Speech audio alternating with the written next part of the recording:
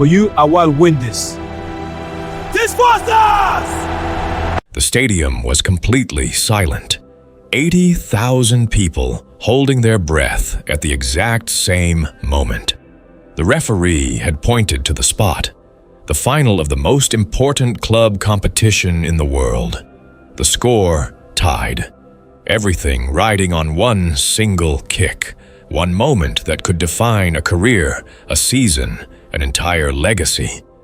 Ronaldinho placed the ball on the penalty spot. He stepped back. His teammates stood along the edge of the box, hands on knees, eyes down, unable to watch. The opposing goalkeeper bounced on his line, arms spread wide, trying to fill every inch of the goal. And then, Ronaldinho did something that nobody, not a single person in that stadium, not a single commentator watching from the booth, not a single fan watching from home, could have predicted. He stopped. He turned away from the goal. He looked up into the stands. And he started walking toward the crowd with tears streaming down his face. But to understand what happened in that moment, you need to go back. You need to go back to a Tuesday morning, 9 days before the final, to a story that never made the news, to a conversation that changed everything. Because this story was never about a penalty kick. It was never about a trophy. It was about a promise, and about what it means to keep one when the whole world is watching. 9 days before the final, Ronaldinho arrived at training 2 hours early. He did this sometimes. The coaching staff had learned not to question it. When the Brazilian wanted time alone on the field, there was always a reason. He would juggle the ball by himself, feel the grass under his cleats, move through his own thoughts before the noise of the day could reach him. That particular morning, as he walked from the parking lot toward the training complex, he passed by the small garden area near the equipment shed. It was a spot most players never noticed, tucked between 2 walls, where the groundskeeping team had planted a few flowers and a wooden bench that nobody really used. There was someone sitting on that bench. She was a young woman, maybe 25 years old, wearing a club jersey that was clearly too large for her. She was not crying exactly, but she had the look of someone who had been crying recently and had only just managed to stop. She was holding something in her hands, turning it over and over. It was a photograph. She was so deep in her own world that she had not noticed him. And the thing about Ronaldinho that separated him from almost every other player of his era was this. He noticed people. Not crowds, not masses, but individual people. The janitor in the hallway, the security guard at the gate, the kid pressed against the fence at the edge of training. He had a habit of seeing the single face in a sea of faces, and once he saw it, he could not unsee it. Ronaldinho almost kept walking. He had a routine. He had things to do. But something made him stop. Maybe it was the jersey, the number on the back. Maybe it was the way she was sitting there alone in a place where nobody ever sat. Maybe it was just instinct. He walked over and asked if she was okay. She looked up, and for a split second she was clearly startled to see who was standing in front of her.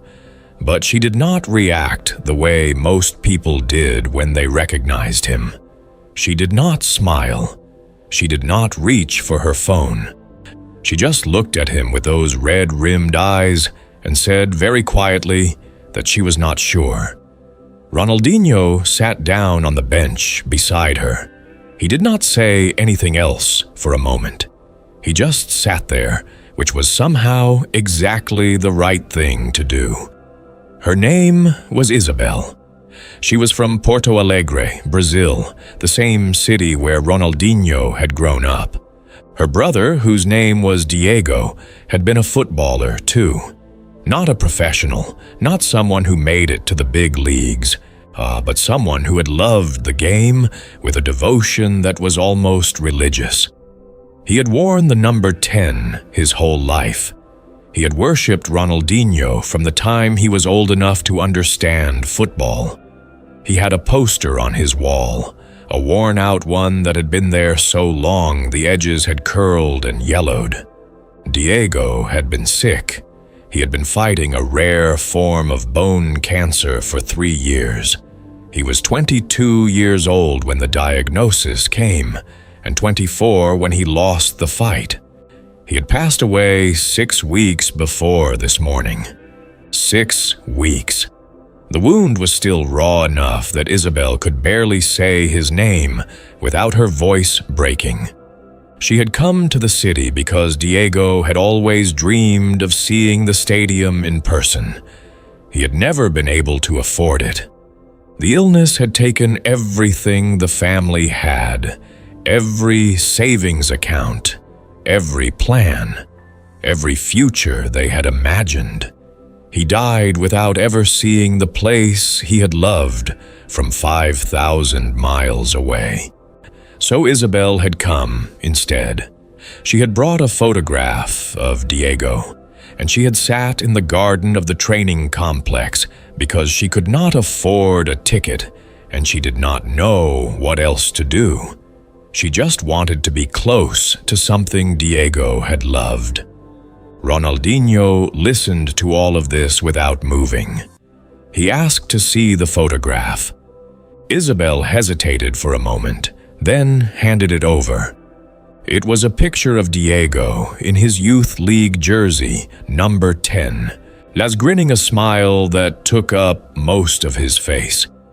He looked about 16 in the photo. He looked like someone who believed the world was full of good things waiting to happen. Ronaldinho held the photograph for a long time. Then he handed it back carefully and asked Isabel where she was staying and how long she planned to remain in the city. She said she had one more day. She had no money for a longer stay. She was going to take the bus back the following evening. Ronaldinho nodded slowly. He took out his phone, called someone on the coaching staff, and arranged for Isabel to be given a tour of the stadium that afternoon. Not the regular tourist tour, a full access walk, the locker room, the tunnel, the field itself. He arranged for her to stand in the center circle with Diego's photograph and take as long as she needed. He also told her that he would think about Diego. Isabel thanked him, and he could see that she was trying very hard not to fall apart again. Before he stood up, he said one more thing to her. He said that Diego had loved something real. That loving football the way he did, from that far away, with that much faith, was not small. It was one of the biggest things a person could do. He got up and went to training.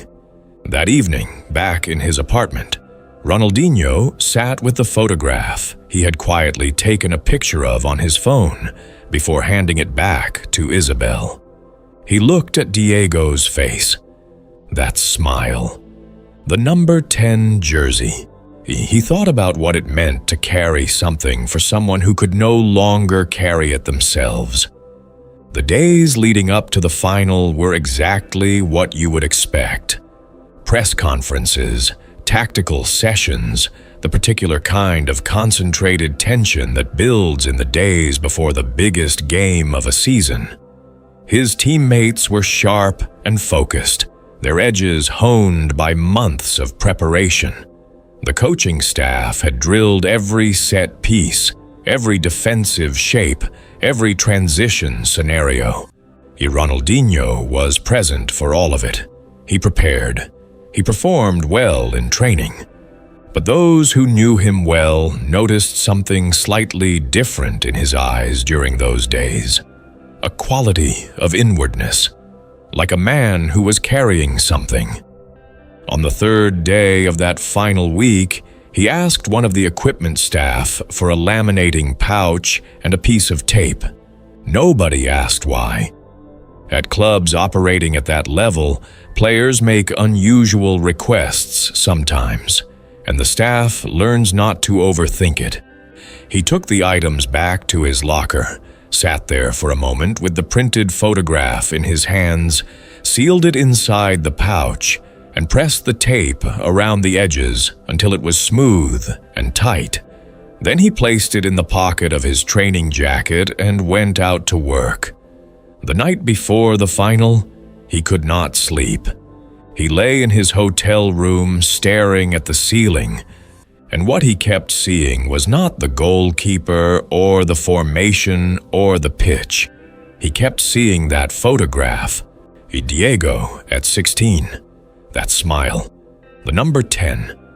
He made a decision sometime before dawn. He was not sure it was rational. He was not sure it would make sense to anyone else. But it felt right in the way that some decisions bypass logic entirely and settle in the gut like something permanent. He took a pen and a small piece of paper from the hotel desk and wrote something down. Then he folded it carefully and put it in his pocket. The day of the final arrived in the way that all great days do, too fast and too slow at the same time. The team bus, the stadium corridor, the roar that hit them as they walked out of the tunnel. 80,000 voices becoming one enormous sound.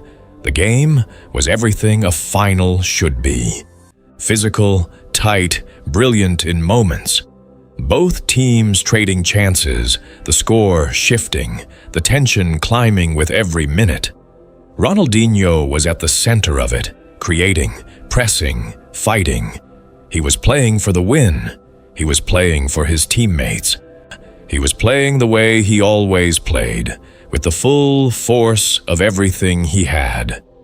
And then the 90 minutes ended, and the scoreboard was level, and they went to extra time, and the clock ran down, and still it was tied, and the referee blew his whistle and pointed to the spot, and the world reduced itself to a 24-foot wide piece of goal.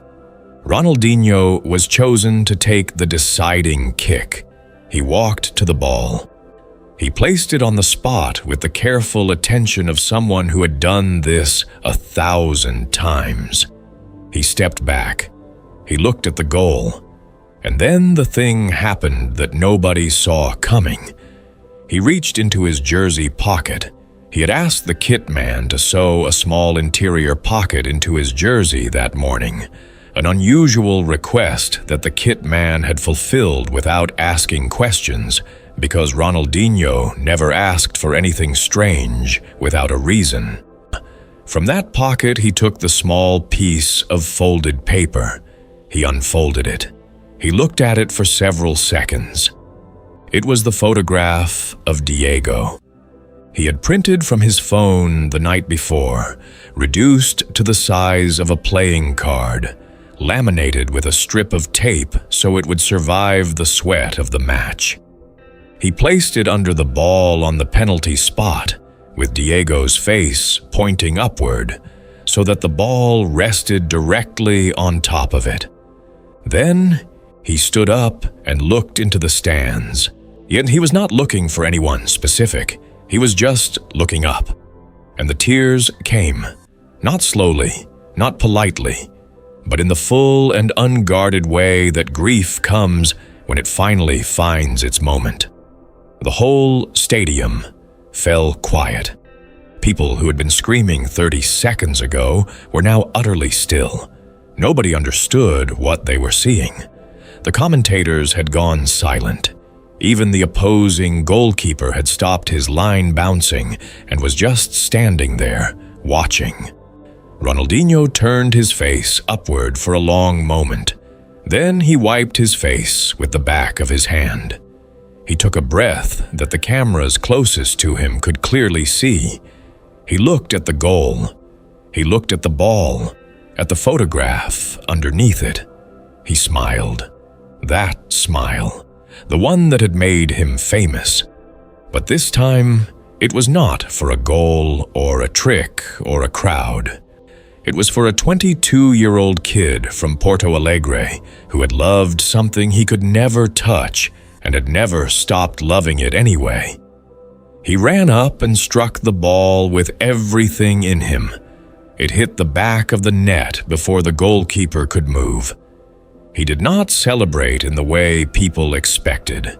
He did not run to the corner flag. He did not tear his jersey. He walked to the penalty spot, picked up the small laminated photograph of Diego, and held it against his chest with both hands. His teammates swarmed him, and he held the photograph up so they could see it, and none of them knew exactly what it was, but they could read what it meant on his face. After the final whistle, after the medals, after the chaos of the locker room and the press zone, and all the noise that follows a victory like that, a journalist who had been covering Ronaldinho for years managed to catch him in a quiet corridor and asked him about the photograph. What was it? Who was it? Ronaldinho told him. He told him about the bench in the garden, about Isabel, about Diego, about the number 10 jersey, and the poster on the wall, and the 5,000 miles of distance that had never stopped Diego from believing in something. He said that when he stood over that penalty, he was not thinking about the goal. He was thinking about everyone who had ever loved something from a distance and never got to touch it. He said the least he could do was carry that with him into the moment when it mattered most. No, the journalist asked if he had ever reached out to Isabel after the final. Ronaldinho said yes. He had sent the photograph, the original print, the one he had held on the penalty spot that night, back to Isabel, along with a note and the match ball, which the referee had allowed him to keep. The note said, Diego was there. He saw everything. He was right next to me when it went in. Isabel received the package 3 days later. She called the club's main line because she did not have another way to reach him. She left a message. The message said only, he would have cried. The good kind. Ronaldinho won many things in his career. He won in ways that still make people stop and shake their heads at the memory. But the people who were inside that corridor after the final, the people who saw his face when he talked about Diego and Isabel and the photograph on the penalty spot, they all said the same thing later. And they said they had never seen him look the way he looked in that moment. Not after any goal, not after any championship, not after any award. They said he looked like a man who had finally understood what all of it was actually for. The football was always just the way in.